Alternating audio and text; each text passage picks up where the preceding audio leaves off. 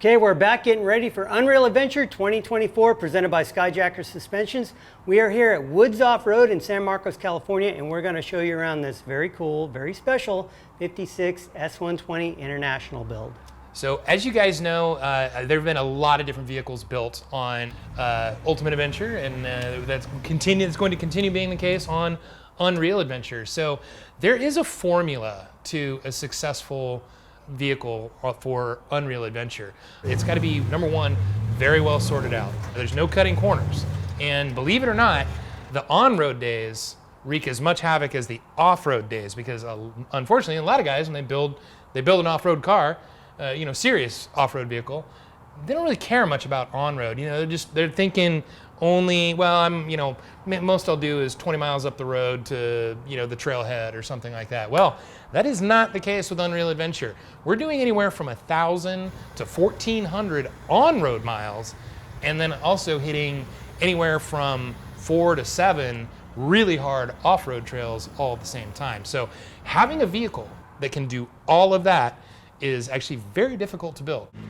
One of the things that I say about people that want to be involved with Unreal Adventure, generally speaking, avoid making major changes to your vehicle right before the event. There's so many guys that will, I'm going to go ahead and finally put that 1-ton front end in it, or something like that. Transfer case box that I've never tried to get to talk to my computer. Yeah. Sometimes, guys, the devil is better than the one you might create by making any big wholesale changes. So that said, I would generally not recommend doing major builds or doing a fresh build and then immediately taking it on Ultimate Adventure. Or if you do, stick with known quantity, keep it simple, and just stick with the hardcore bread and butter stuff that is going to survive and get you to the end of the line. So the story of this particular truck goes back several years. Jeff Ismail at IH Parts America is a buddy of mine, and he has a huge lot of used International trucks. I've seen pictures. Yes, it's an amazing place, and it's like just all in his yard. And so we were texting, and I'm like, hey man, do you have a Travelette or I want to build an IH? What do you have that you're looking to get rid of? And he sent me maybe photos of 4 or 5 trucks, and this little 56 S120 was one of them. And wasn't this thing yard art? It was yard art, and I don't think Jeff was really expecting me to bite on it, but when I saw it, it was love at first sight. It was just an amazing, the patina, the curves of it, it just stuck with me. And then it was like, hey, when are you coming up to get that rig? When are you coming up to get the truck? So last year, finally made it up to Jeff's place, got the truck, and built it up. And I'm going to show you exactly what we did and why. So this truck is incredibly cool, but building it on the original chassis and everything probably wouldn't have worked out so well. The frames on these originally aren't boxed. They're pretty much straight. The running gear is nothing to write home about. In short, Johnny and I would have been just hours and hours and hours if we had tried to make the original chassis work for this thing. So we took the 56 body off, and I went and bought a 07 JK Unlimited frame. When you brought me the frame, that was stripped as well. There was nothing attached, no suspension, nothing, not even wiring harness. So putting the body onto the chassis was pretty easy. We started with the suspension first, and then that gave us placement of the wheels and tires, and then it gave me an idea of what I can do with the body. A lot of measuring, the old saying, measure twice, cut once. Is more like measure 500 times before you cut a fender that you can't ever get again. Yeah, there's no reproduction body. Yeah, there's nothing for this car. But anyway, so just a lot of measuring, and then I was able to figure out where exactly I wanted the cab, and then you make body mounts from the frame to the cab, put the fenders on there, and then cycle suspension for the trimming and stuff. The bed is actually, it came out a little weird because it's actually raised. So, and nobody would ever know. But I think it's raised up 2 inches, right? Mm-hmm. And then we took a total of 8 inches out of it, 4 inches on either side of the wheel well to keep, I wanted the wheel well centered over the axle. Yeah. And with us being given, Skyjacker had sponsored and given us the suspension, the link arms and stuff, without modifying anything and just using the JK's wheelbase, that was necessary to cut the bed up. And it actually turned out killer. It turned out way better than I thought it was going to. So even if you were to park a dead stock S120 next to this, you know, it wouldn't exactly line up, but this is in the vibe and the flavor of an S120. So originally I was going to use an 04 Hemi Durango that I own as the donor chassis for this thing. Thankfully that idea went out the window, but it did lead to some very interesting drivetrain choices. Under the hood here we have a 5.7 liter Hemi, the DDH8 spec, I think it was basically like a 350 horse, 375 foot-pound or thereabouts. 5.7 liter. 5.7. Custom. Yeah, 350 horse is kind of the sweet spot for most off-road vehicles. You know, more is always better, but 350 is enough. Johnny slapped that thing in there with some custom motor mounts, and it's a good fit in the JK frame. We've got an IH Parts America radiator. What'd you do to that thing to get it to work with the Hemi? So the upper outlet is centered, so I ended up having to move the outlet over to the side to, you know, make it so where we could still have AC compressor. Eventually this will get AC. And then I also moved the inlet on the bottom, custom fan shroud, bunch of stuff.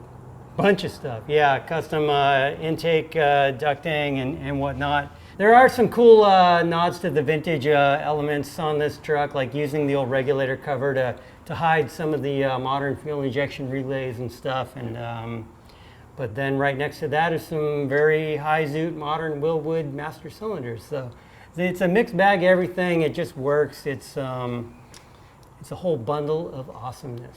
So when I set the cab, trying to center the wheel well over that front axle, the cab actually pushed the motor further forward than if you were to put this motor in, say, a JK with a JK body in it. It would be further back, more centered towards the car. Because of that, I did have to modify the frame and move the steering blocks forward 4 inches. Yeah, but the weight distribution on this thing, I put it on some race scales, and it is about 60% of the weight on the front and about 40% on the back, which is quite nice. Then of course, I'm a manual transmission guy. Automatics are fine, but it's just my preference to be able to row my own gears. We scrounged and came up with the factory Hemi to MV4500 bell housing. And we have a MV4500 in this thing from Monster Transmissions. So the MV4500 has some custom sheet metal around it to get it to fit. Pretty cool shifter. So let's take a look inside the cab and see what's going on there. The cool thing about the interior is it's got so much of the original elements left in place. I mean, I love the old switches. I love the gauges, even though I don't have them hooked up. Then there's also all the modern amenities and the safety factors that Johnny put in this thing. Like the cage. You want to talk about how you... Generally when you build a cage, you use a bender. I was able to use a roller, is what we call it. So instead of just generic bends and then it's straight tube, I was able to roll the tube to match the contours of the cab. So lower windshield bar, all the overheads, stuff like that. So the arc of the tubing matches the arc of the top of the cab. Yeah. There's almost no straight panels on this truck, which is one of the things I really love about it. And then, of course, you know, me being me, I've got to leave all the old elements that, you know, like the gun rack back there or the fishing pole rack, whatever you want to use it for. You got to actually put a gun in it, though. Yeah. But I mean, like, is it really smart to have off-road? Well, no, because you hit a big bump and, like, you hit the back of your head on that thing. But it's so cool, I'm not going to take it out. But the seats are Procar by Scat, really comfy low back buckets. They tilt forward. You got access to stuff back here, storage. Got a fire extinguisher, first aid kit, toolbox, all that stuff back there. I am going to actually use these to hang our leading Unreal Adventure. We're going to be hanging our headsets on this thing for communications. That's one of the points for Unreal Adventure. We don't use CBs, we use VHF radios. And so everyone coming on the event has to have a VHF radio with specific frequencies programmed in it. And we do share that information if you make the cut. But other than that, I mean, it's super comfortable to drive. This thing goes down the road like a modern vehicle, but you don't forget that you're driving a unique piece of vehicular art here. I mean, Christian had a great idea to use the old parking brake as a shifter for the transmission for the MV4500. And then I just happen to have a takeout Dana 30 or Dana 44 pinion head that I was able to use for the Magnum shifter. And then the 205 is just twin stick out of the Super Dirty, right? Yeah, Like, still. little reuse. But anyways, and then gas pedal. We don't have to run any cable or anything. It's a Edelbrock Pro Flow 4 Plus. So it uses electronic throttle pedal. So all you got to do is mount it and plug it in. Yeah. And then the ProFlow 4 actually has an onboard display and is controlled by a tablet. And it's mounted inside a bracket we had built by Senka Send. Yeah. So original steering wheel. He was able to retain the IH horn button. Yeah, that's the important Very part. rare. All the little that stuff all adds up. That's all part of the coolness. And then you just cut up the factory column because the original column went directly to the steering box. So what do they used to call those? The heart? That's a cam and lever box, yeah. Yeah, but like the heart stabbers, you get in an accident. The Oh steering box yeah, goes because through the your steering chest. box is coming up and getting you. Yeah. So anyways, you just cut that off and then use a bearing and stuff. Put that in there. Yeah, Johnny welding. machined a bearing that fits inside the tube and holds the steering shaft on the bottom end. Then we just use double D joints and stuff down to the PSC stuff on the frame. There's a lot of elements here that make a good UA build, especially primarily the roll cage and the communications. Roll cage is a requirement. It's not a motorsports event, so there's no set of rules. But just err on the side of common sense. If it's gonna keep your noggin from getting smooshed if the worst happens, and that's what we're looking for. Ideally, something 4 points tied to the frame, or with good foot plates that aren't gonna punch through in the event of a rollover. Do you guys accept like welded fish plates to the floor? Booger welds, PVC. Use the good blue glue. So back here, the bed, when we put this thing on the chassis, we wound up taking 4 inches out of the back, 4 inches out of the front, and laying it down. The frame rails on these trucks originally were almost completely flat, but the JK frame curves up at the front and back. So it got in the way, so we just cut the floor out to get the bed where we wanted it. You can't get emotional when you're building stuff like this, and it's all part of it. And then I have when you're on Unreal Adventure, you're sometimes camping for days on end, and it's fine just having a cooler with ice, but your ice is going to melt after a while. So most of us do run fridges. I've got this Dometic CFX 35. Keeps all my drinks really cool. I normally don't keep a lot of food in there, but it's there if I want it. Pro Eagle jack back here on a custom mount. The handles over there. I got a toolbox here, an old vintage steel toolbox that I had kicking around. And then Johnny and Shane kind of tried to figure out the best way to mount this full-size 40-inch spare. And yes, it does take up a lot of space, but UA rules dictate you have to have a full-size spare tire. Not a spare tire and wheel, but you do have to run a full-size spare tire. So this is safely ratcheted down back here. I wanted to stand it up, but he wanted it to lay down because if you were to stand it up, it would have changed the side profile of the truck, and he wanted it to really look like a pickup truck. So, And then Johnny talked me into a party piece back here, which that's is my favorite part. A rear winch that I'm glad he won the argument. Yeah, so he handed me older Warren power plant. They don't make that winch anymore, unfortunately. But if you don't know about the power plant, is it has its own compressor on top, part of the frame of the winch. You just use the same winch controller. That this one's specific to the power plant. But yeah, anyway, so he's got a rear winch, and it came with onboard air. Right. Bumpers and sliders. Days of just staring at it. You don't want to change the profile of the car. So this thing, yes, it's round, but being 1956, I didn't want to put 2 bumpers on this thing. It would not have looked right. But I also didn't want to put something like stupid and flat on there. Christian's really easy. I could have really done whatever I wanted, but and I did. So I just used square stock in the back. 2x3 in the back, and then the front I ended up having to modify the frame pretty heavily because where the JK frame horns go for that factory bumper for the Jeep was in the center of the grill for this body. So I ended up having to cut all that up and making it work, and did a incorporated the winch mount, which is now basically the front cross member. It's nice. I love how hidden it is, though. I mean, it is very sucked in. Yeah, I don't like, your approach angle needs to be as minimal as possible. I didn't want the winch hanging way out in space in front of the front bumper, not only for the lines of the truck, but for the approach angle. I didn't want to be hitting it into rocks when I go to climb a wall or something like that. Yeah, and that was fun too. Basically trying to make the winches functional, even though they're all hidden. So there's a lot of custom little nicks and knacks that I had to do to get that. So you're not underneath the car trying to operate the winch. The solenoid on the front winch is mounted remotely, and Johnny fabricated a cool little... it's the disengage, the clutch disengage. It was a tie rod end or something From off my your dad's car. Camaro. Yeah. So there's a little bit of everything in this. We've got Ford axles, a Chrysler engine, a Chevy transmission, a little bit of Camaro here, a little bit of International there. I think the only thing that's Jeep on this is the frame. Yep. Oh, and some Jeep, yeah.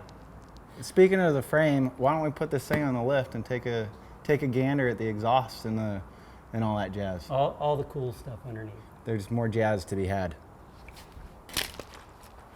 As I said before, the JK frame made things very simple, especially when it came time to hang the JK coilover conversion kit from Skyjacker. We've got the Skyjacker's long arm set up here. Went on without too much muss or fuss, like no custom work needed. Then for the axles, it's a pair of Ford 1-ton Super Duty axles, 10.5 Sterling in the back. I cut all the brackets off, got it all nice and clean, and then brought it over to Johnny, who regeared it with 488s on an Eaton Detroit locker. He did it on the bench. Yeah, and then we use Artec Truss. They make a kit that it allows you to put these Super Duty axles directly underneath your JK chassis. So the Skyjacker suspension set is JK. So it's all bolt-on. The only thing, of course, is like the well-done Artec brackets that make it capable for you to put these Super Duty axles underneath your chassis. So like the track bar mount, all the frame pockets, all that stuff, that's all JK stuff. So it was really simple. Except we did have an issue with JK fuel tank. So I was handed, not by you, but hey, look, somebody gave me a Sterling rear end, 10.5, and it's kind of known that like you cannot put a Sterling 10.5 in a JK and leave your factory gas tank. Well, the pumpkin's like way, or yes, the diff is way over. It pushes it over, and the webbing in the diff ends up hitting the gas tank, and you know, I have to use what I'm given. So it took me like 4 days to like modify this gas tank. And Clayton was gracious enough to give us a skid plate system. That also had to be modified. But yeah, heat gun, and then I got impatient and I used a torch and then put some holes in it. And then I plastic welded it for 2 days. Pressure Doesn't tested leak. it, and then anyways, it was fun. But it's all screwed together. I've got doable. Yeah, I've got now all the fuel is underneath. I've got all the room in the bed to haul gear and spares and whatnot. So I'm real happy with it. I appreciate all the work Johnny did to get this thing in here.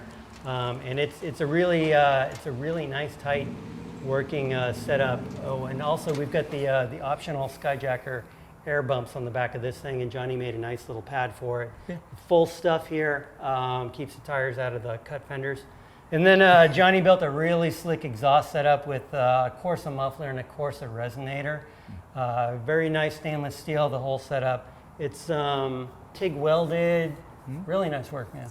Starting from the center of the vehicle, we've got a Clayton off-road crossmember and skid plate set up there. And that's covering the Offroad Design Magnum box and MP205 T-case.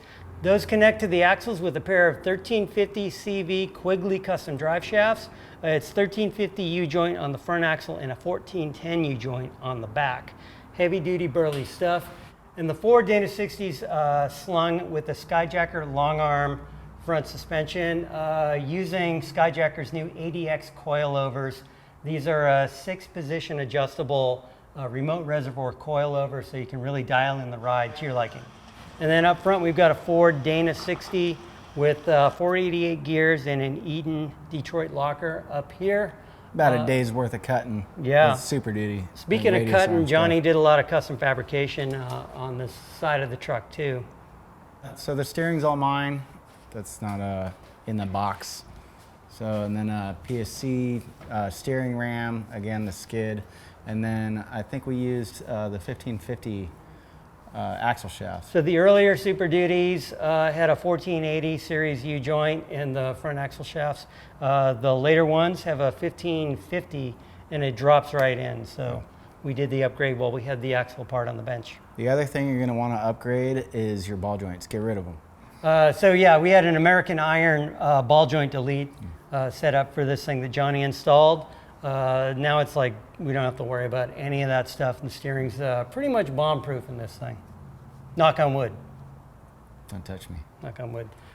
So yeah, and those are just some of the things that, yuck.